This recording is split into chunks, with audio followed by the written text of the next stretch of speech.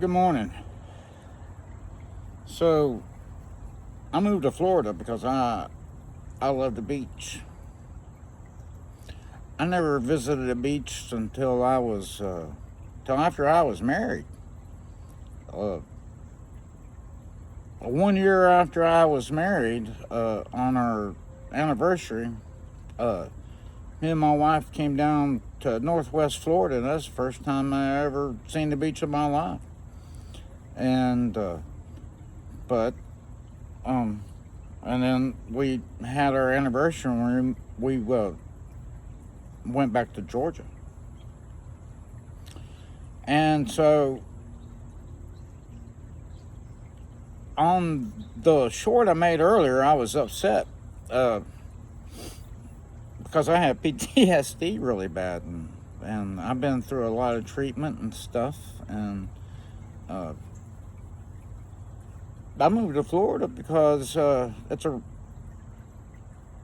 marijuana state, and I'm a medical card holder in the state of Florida because I'm a law-abiding citizen, and THC sure helps my PTSD. And and so I don't know if y'all know this or not, but Florida is the biggest medical THC card holder state in the nation. Go figure. And every time I go to the dispensary, I see people older than me. But anyhow, I was talking about this call, and I wanted to let y'all know what the call was, and not just me telling a short. So, in Atlanta, EMS, fire, and police are three different identities. And so, depending on the call, depending on who you get. So, it's been so long I can't remember the call codes or destinations. Let's just say Alpha Bravo Charlie. Alpha's the worst, Charlie's the least. And so we get a call for flu-like symptoms. And we get there, and every ambulance in America and 911 has a paramedic. If it doesn't, there's a paramedic coming. Somebody's just getting there first. But so we get called to flu-like symptoms, and we get to this house. It was 3 o'clock in the morning. All these calls always happen at 3 o'clock in the morning. It was cold as all get out in Atlanta. December, as I remember, it was cold. And so we take our bag and our stuff. Hey, BB.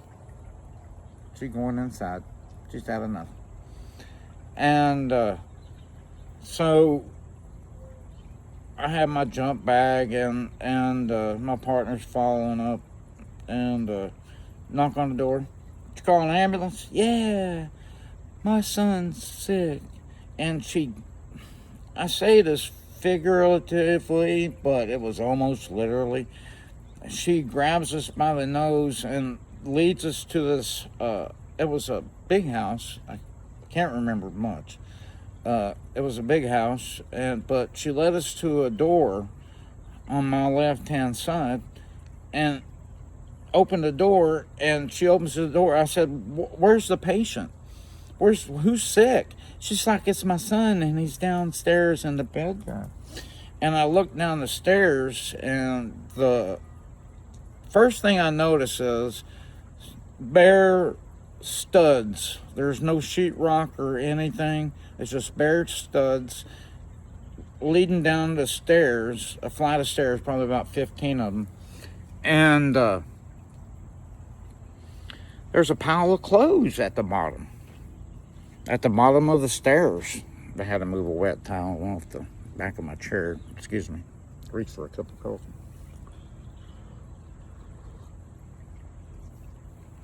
And I go, where downstairs? And she says, right there. And then I seen this pile of clothes start to move. And I realize it's a person or something down there. So I run down the stairs, and it's a boy. And and he's unconscious. He's frail. He's emaciated, means he ain't skin and bones. And he's dead. I think he's dead. I thought he's dead. So I look, listen, and feel, and he's barely breathing. Barely breathing. So I get the pile of clothes off of him, and I lift him up in my arms. Now we're talking about a 16-year-old boy. And I lift him up in my arms, and like this, and I carry him to my ambulance. The ambulance, or as I like to call it, my office and the truck. And my partner Vader was clicking on my heels. And I didn't even, after I seen that little boy, I don't know what woman. I can't even tell you what she looked like. And I get him out to my truck, and I told Vader, I said, get me a line, an IV line. And I get what you see on TV, they call it a ambu bag. That's actually a BVM bag valve mask. And I'm breathing for him. And Vader gets the line. I said, get me a glucose, which is sugar, how much sugar's in his blood. And I said, get me a glucose, hurry. And he says, it just reads low. I know that. And so we have a medication that's called D50, and it's essentially just sugar and water. And EMTs can give half of it, and then they have to get orders to get the other half. Paramedic, we can give as much as we want. He asked me, he says, he said, how much do you want me to give? And I said, give him the whole thing. Hurry up. We gotta go. And so he gives him the amp, and I'm bagging for him, and he starts to come around, and I'm breathing for him, and he's fighting the mask, the bag, and a little bit, and he's trying to say something to me, and I lean my head down, and I said, what is it? He says, and I'll never forget this, he says, I'm hungry. I said, I know you are. I said, I'm going to get you something to eat. And I said, I'm not going to, and I told this to all my patients all the time, and I said, I'm not going to leave your side until I give you to somebody who's better than I am. I got him to the hospital alive, talking. I know that young boy lived. And I sure hope he grew into a great young man. That woman had adopted him and had mistreated him all his life. She ended up getting a life in prison.